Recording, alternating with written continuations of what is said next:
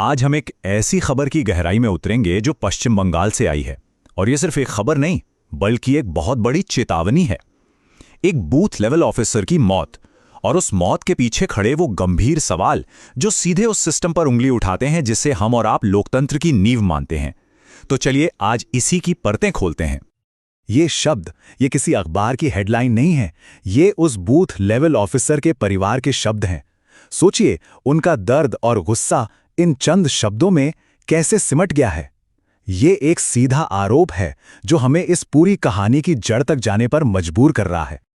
तो चलिए सबसे पहले ये समझते हैं कि आखिर हुआ क्या, इस मामले के बुनियादी तथ्य क्या हैं। खबर सीधे तौर पर यह है कि पश्चिम बंगाल में एक बूथ लेवल ऑफिसर, जिन्हें हम बीएलओ कहते हैं, अब हमारे बीच नहीं रहे। पुलिस की शुरुआती जांच तो इसे आत्महत्या बता रही है, लेकिन जैसा कि अक्सर ऐसे मामलों में होता है, कहानी यहां खत्म नहीं होती। असल में यहीं से शुरू होती है। देखिए, परिवार का साफ साफ कहना है कि यह सिर्फ एक व्यक्तिगत त्रासदी नहीं है। उनके मुताबिक इसके पीछे काम का वो भारी बोझ था जो अब बर्दाश्त के बाहर हो चुका था। वोटर लिस्ट को अपडेट करने का जो लगातार प्रेशर था, उससे पैदा हुआ जबरदस्त मानसिक तनाव, और फिर सीनियर्स का बार बार दफ्तर बुलाना। परिवार का आरोप है कि यही वो वजह है जिन्होंने उन्हें इस कदम को उठाने पर मजबूर कर दिया। अब इन आरोपों की गंभीरता को अगर ठीक से समझना है तो पहले ये जानना जरूरी है कि एक बूथ लेवल ऑफिसर यानी बीएलओ आखिर होता कौन है और हमारे इतने बड़े चुनाव सिस्टम में उसकी जगह क्या है। अगर मैं आपको आसान भाषा में समझाऊं तो एक बीएलओ चुनाव की जो ये विशाल मशीनरी है ना, उसकी रीढ़ की हड्डी होता है। ये वो लोग हैं जो असल में जमीन पर लोकतंत्र को जिंदा रखते हैं। चुनाव आयोग से लेकर हर एक वोटर तक की जो सीधी कड़ी है वो यही बीएलओ ही है। और उनका काम की लिस्ट तो बहुत लंबी है। वोटर लिस्ट को लगातार अपडेट करना, मतलब हर नया वोटर, हर नया पता, हर मौत, सबका हिसाब रखना। नए वोटरों को जोड़ना, जिसकी कागजी कार्रवाई अपने आप में एक सिरदर्द है। फिर चाहे धूप हो या बारिश, घर घर जाके पते को वेरीफाई करना और ये पक्का करना कि कोई भी वोटर पीछे ना छूटे, खासकर हमारे बुजुर्ग और विकलांग नागरिक। और जैसे ही चुनाव नजदीक आते हैं, यही सारा काम कई गुना बढ़कर एक तूफान जैसा बन जाता है। तो कुल मिलाकर एक बीएलओ की जिंदगी इन तीन चीजों के बीच में पिसती है। लगातार फील्ड में दौड़ भाग, पहाड़ जैसी कागजी कार्रवाई और ऐसी डेडलाइंस जो कभी खत्म ही नहीं होती। ये एक ऐसा प्रेशर है जिसकी शायद हम में से ज्यादातर लोग कल्पना भी नहीं कर सकते। तो चलिए अब वापस लौटते हैं परिवार के उन खास आरोपों पर जो सीधे सीधे पूरे सिस्टम पर सवाल खड़े कर रहे हैं। ये उनके भाई का बयान है और इसमें सिर्फ दर्द नहीं है, एक गहरा गुस्सा और शिकायत भी है। वो साफ कह रहे हैं कि ये सिर्फ काम का बोझ नहीं था, बल्कि ये एक ऐसी व्यवस्था थी जिसने उन्हें बिल्कुल अकेला महसूस कराया और आखिर में उन्हें अंदर से तोड़ कर रख दिया। इस पूरी त्रासदी के बाद परिवार अब सिर्फ इंसाफ नहीं मांग रहा, वो व्यवस्था में एक बुनियादी बदलाव की मांग कर रहा है।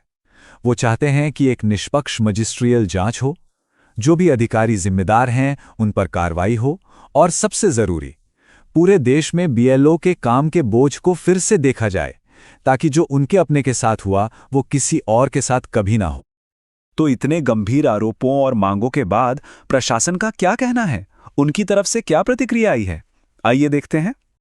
यहां पर ना हमें दो बिल्कुल अलग तस्वीरें दिख रही हैं। एक तरफ एक परिवार है जो फौरन न्याय और सिस्टम में बड़े बदलाव चाहता है, और दूसरी तरफ है प्रशासन जिसका जवाब काफी सतर्क और प्रक्रिया पर आधारित है। वो घटना को दुखद तो मान रहे हैं, जांच का वादा भी कर रहे हैं, लेकिन कहीं ना कहीं एक रक्षात्मक रुख भी अपना रहे हैं। ये एक मानवीय त्रासदी पर एक सरकारी प्रतिक्रिया जैसा लगता है, और यही बात निराश करती है। लेकिन सवाल यह है कि क्या ये सिर्फ एक मामला है, एक अकेली दुखद घटना, या फिर ये किसी बड़ी और गहरी समस्या का एक लक्षण है। इसको समझने के लिए हमें थोड़ा जूम आउट करके पूरे देश की तस्वीर देखनी होगी। और जो बात सामने आती है वो सच में चौंकाने वाली है। इस मामले में जो भी आरोप लगे हैं वो बिल्कुल नए नहीं हैं। देश भर के बीएलओज सालों से इन्हीं सब समस्याओं से जूझ रहे हैं। हद से ज्यादा कागजी काम, ऐसी डेडलाइन जिन्हें पूरा करना नामुमकिन है, और स्टाफ की भारी कमी। ये साफ इशारा करता है कि प्रॉब्लम किसी एक जगह नहीं बल्कि पूरे सिस्टम में है। और इस दबाव का असर सिर्फ मानसिक नहीं है, ये जानलेवा भी साबित हो रहा है। देश के अलग अलग राज्यों से काम के बोझ के कारण बीएलओज के बेहोश होने, तनाव से जुड़ी गंभीर बीमारियों का शिकार होने और यहां तक कि दिल का दौरा पड़ने जैसी खबरें लगातार आती रही हैं। ये सारी घटनाएं परिवार के काम के दबाव वाले दावे को और ज्यादा वजन देती हैं। अब ये घटना सिर्फ एक स्थानीय खबर नहीं रह गई है।